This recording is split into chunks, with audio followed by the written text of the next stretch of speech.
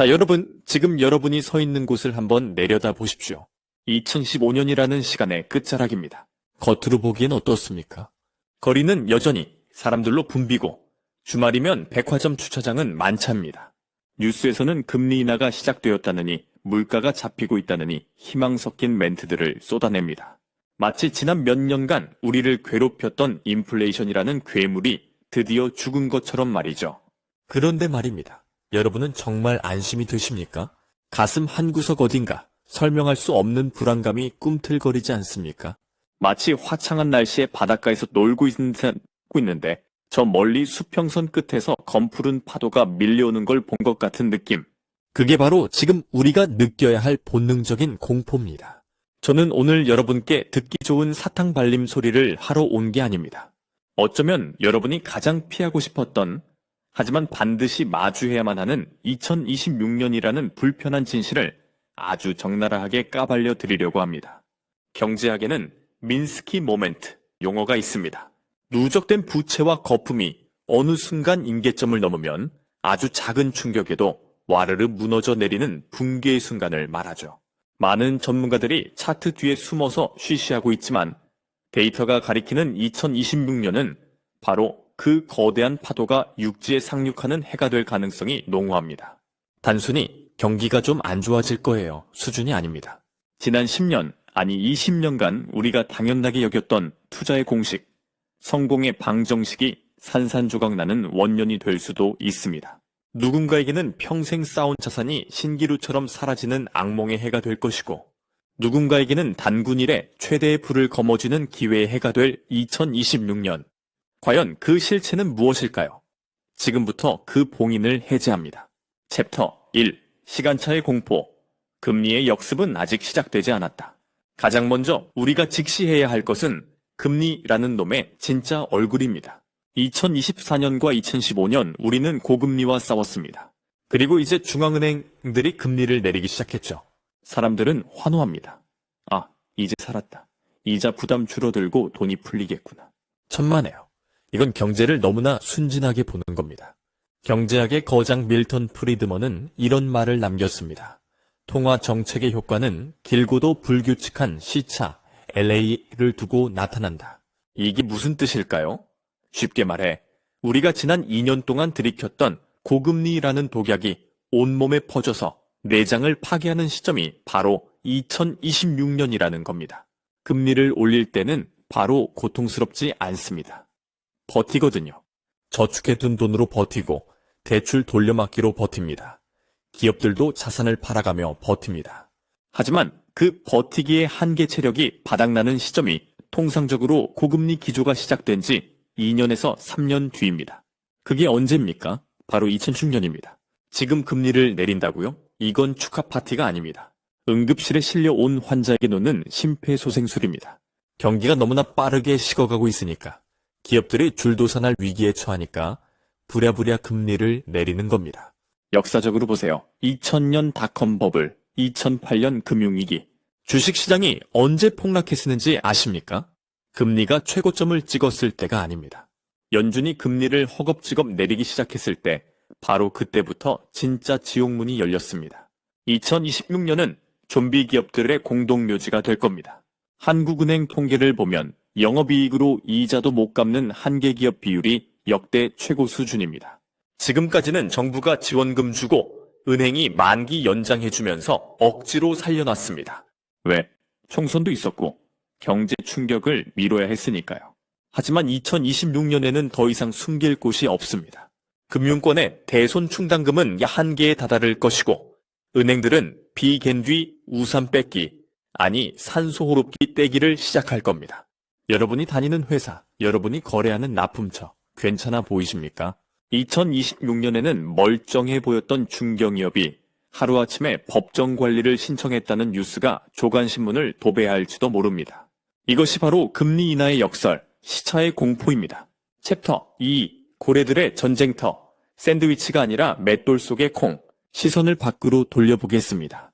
2026년 세계 경제 지도는 어떻게 그려질까요? 한마디로 정의하자면 각자도생, 기회지투성의 정글입니다. 우리가 알던 자유무역, 세계화라는 단어는 이제 역사 교과서에서나 찾아봐야 할 유물이 되었습니다. 미국과 중국, 이 두 거대 제국의 싸움은 2025년을 기점으로 돌이킬 수 없는 강을 건넜습니다. 2026년에는 이것이 단순한 관세 전쟁을 넘어 경제 블록화의 완성으로 치달을 겁니다. 미국은 내 편 아니면 다 적이라며 공급망 장벽을 성벽처럼 높게 쌓을 것이고, 중국은 이에 질세라 히토류 같은 핵심 자원이나 옥시안기 몽리를 부릴 겁니다. 문제는 대한민국입니다. 우리는 수출로 먹고 사는 나라입니다. 옆집 아저씨가 물건을 사줘야 우리 집 쌀독이 차는 구조란 말입니다. 그런데 옆집 아저씨들끼리 싸우느라 대문을 걸어 잠그면은 우리는 어떻게 됩니까? 흔히 한국을 고래 싸움에 낀 새우라고 비유하죠. 아니요, 2026년의 한국은 새우가 아닙니다. 거대한 맷돌 사이에 낀 콩알입니다. 갈려나갈 위기라는 뜻입니다. 당장 우리 주력 산업인 반도체, 자동차, 배터리를 보십시오. 미국은 보조금을 줄 테니 중국이랑 놀지 말라고 협박하고, 중국은 자기네 시장에서 우리를 쫓아내고 있습니다. 2026년에는 이 압박에게 트럼프 리스크가 현실화되든 혹은 그 누가 미국의 리더가 되든 자국 우선주의는 되돌릴 수 없는 시대 정신이 되었습니다. 수출 데이터가 꺾인다는 건 단순히 기업 돈벌이가 줄어든다는 뜻이 아닙니다. 국내 일자리가 사라진다는 뜻이고, 정부가 걷어들일 세금이 줄어든다는 뜻입니다. 세금이 줄어들면 복지는 축소되고 공공요금은 오르겠죠. 2026년 여러분이 받게 될 전기세, 가스비 고지서가 지금보다 30% 아니 50%더 비싸질 수 있는 이유가 바로 여기에 있습니다. 대외 의존도가 높은 한국 경제에게 2026년의 보호무역주의 광풍은 그 어떤 태풍보다 무서운 쓰나미입니다. 챕터 3. AI 특이점. 노동의 종말인가? 새로운 계급의 탄생인가? 자, 분위기를 좀 바꿔서 기술 이야기를 해보죠. 2015년까지는 AI, 인공지능에 대한 기대감이 세상을 지배했습니다. 챗GPT가 어쩌고 생성형 AI가 저쩌고, 주식시장도 AI 테마주라면 묻지마 상한가를 갔습니다. 하지만 2026년은 검증의 칼날이 떨어지는 해입니다. 과거 닷컴 버블 때를 기억하십니까? 인터넷이라는 게 처음 나왔을 때 이름 뒤에 닷컴만 붙이면 주가가 폭등했죠. 그러다 거품이 터지고 90%의 기업이 먼지처럼 사라졌습니다. 하지만 살아남은 아마존, 구글은 세상을 지배했습니다. 2026년이 바로 그 분기점입니다. AI를 도입하겠다고 말만 떠들던 기업들은 도태될 것이고, AI를 통해 실제로 돈을 벌어들이고 생산성을 혁명적으로 끌어올린 소수의 슈퍼기업만이 시장을 독식할 겁니다. 더 무서운 건 노동시장의 변화입니다. 2026년부터는 화이트 칼라의 대공황이 가시화될 겁니다. 번역, 디자인, 코딩, 법률 자문, 그동안 고학력 전문직의 영역이라 믿었던 일들이 AI에 가장 빠르게 대체되기 시작합니다. 기업 입장에서는 2026년의 경기 침체 위기 속에서 비용을 절감해야 하는데 가장 줄이기 좋은 비용이 뭘까요? 바로 고임금 사무직입니다. AI 하나면 10명분을 해치우는데 굳이 사람을 쓸 이유가 없죠. 반면에 AI를 도구처럼 자유자재로 다루는 사람, 혹은 AI가 흉내낼 수 없는 고도의 창의성과 감성을 가진 사람의 몸값은 천정부지로 솟을 겁니다. 2026년은 노동시장의 양극화가 극단으로 치닫는 해입니다. 적당히 공부해서 좋은 대학 나와 대기업 가면 평생 먹고 산다는 공식이 완전히 폐기 처분되는 원년. 여러분의 직업은, 여러분 자녀의 미래는 이 거대한 파도 앞에서 안전합니까? 2026년은 여러분에게 잔인한 질문을 던질 겁니다. 당신은 AI의 주인입니까? 아니면 AI의 대체품입니까? 챕터 4. 대한민국 시한폭탄, 부동산 불패, 신화의 종말. 이제 가장 예민하고 가장 고통스러운 부분을 건드려야겠습니다. 바로 부동산입니다. 서울 아파트는 오늘이 제일 싸다. 부동산은 배신하지 않는다. 이 믿음, 2026년에도 유효할까요? 2015년 지금, 정부는 가계부채와 부동산 사이에서 아슬아슬한 줄타기를 하고 있습니다. 대출을 조였다 풀었다 하며 어떻게든 연착륙시키려고 안간힘을 쓰고 있죠. 하지만 2026년에는 정부의 힘으로도 어쩔 수 없는 거대한 구조적 변화가 시장을 강타합니다. 바로 인구와 공급이 이중 충격입니다. 생산 가능 인구가 줄어든다는 말 지겹도록 들으셨죠? 하지만 그게 통계청 그래프가 아니라 실제 매물로 쏟아지는 시점이 바로 코앞입니다. 베이비부머 세대의 은퇴가 본격화되면서 노후 자금이 필요한 그들이 평생 깔고 앉아있던 아파트를 팔아야 하는 시점이 도래하고 있습니다. 그런데 그걸 받아줄 2030 세대는요, 인구도 적은 데다 이미 영끌로 빚더미에 앉아있거나 구매력을 상실했습니다. 특히 2026년에는 그동안 미뤄왔던 PF 프로젝트 파이낸싱, 부실폭탄이 터질 가능성이 매우 높습니다. 지방 건설사들의 줄도사는 이미 시작되었고 이것이 금융권으로 전이되면 은행들은 대출 회수에 나설 수밖에 없습니다. 전세 제도는 또 어떻습니까? 매매가가 받쳐주지 못하는 상황에서 전세가는 사상 누각입니다. 2026년 역전세난의 공포는 임대인과 임차인 모두를 지옥으로 몰아넣을 수 있습니다. 물론 서울 핵심지의 똘똘한 한 채는 버틸지도 모릅니다. 하지만 2026년 부동산 시장의 키워드는 초양극화입니다. 입지가 조금만 애매해도, 재건축 사업성이 조금만 떨어져도 가격은 처참하게 무너질 수 있습니다.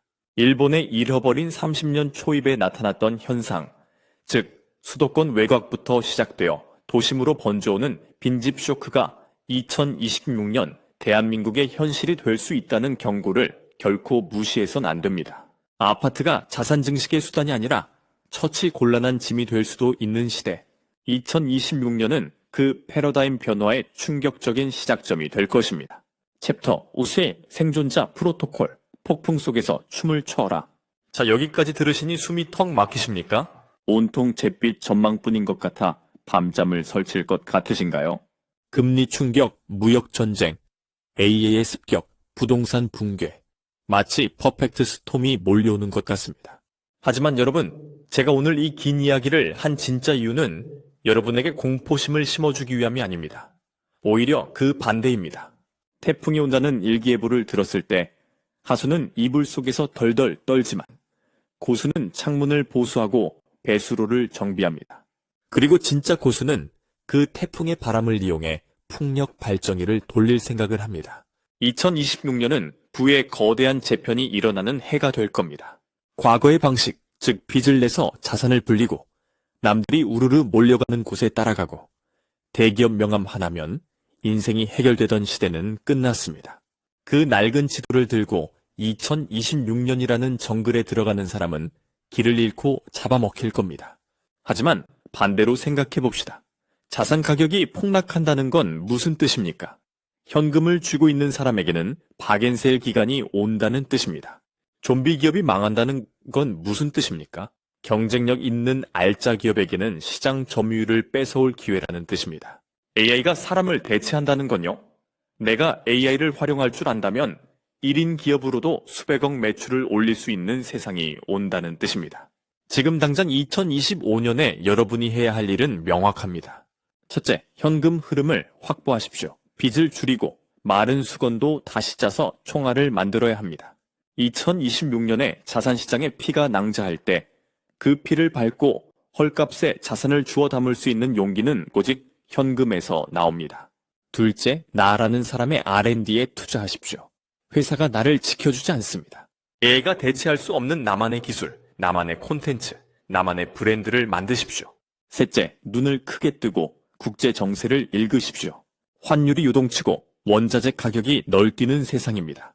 우물 안 개구리처럼 국내 뉴스만 봐서는 답이 안 나옵니다. 2026년, 그 해는 준비되지 않은 자들에게는 재앙으로 기억되겠지만 준비된 여러분에게는 인생 역전의 해로 기록될 것입니다. 위기위기라는 글자를 보십시오. 위험할 위외와 기회기짓가 합쳐져 있습니다.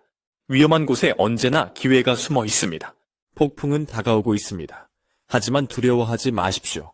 파도가 높다는 건 그만큼 서핑을 즐기기에 좋다는 뜻이기도 하니까요. 2026년, 과연 여러분은 파도에 휩쓸려 익사하는 자가 될 것인가? 아니면 그 파도 위에 올라타 멋지게 비상하는 자가 될 것인가? 선택은 바로 지금, 2025년 오늘 여러분의 행동에 달려 있습니다. 정신 똑바로 차리십시오. 세상은 여러분의 사정을 봐주지 않습니다. 하지만 준비된 자에게 세상은 생각보다 훨씬 더 큰 보상을 준비하고 있을지도 모릅니다. 이상 미래정치경제학의 2026년 경제 시나리오 생존을 위한 마지막 브리핑이었습니다.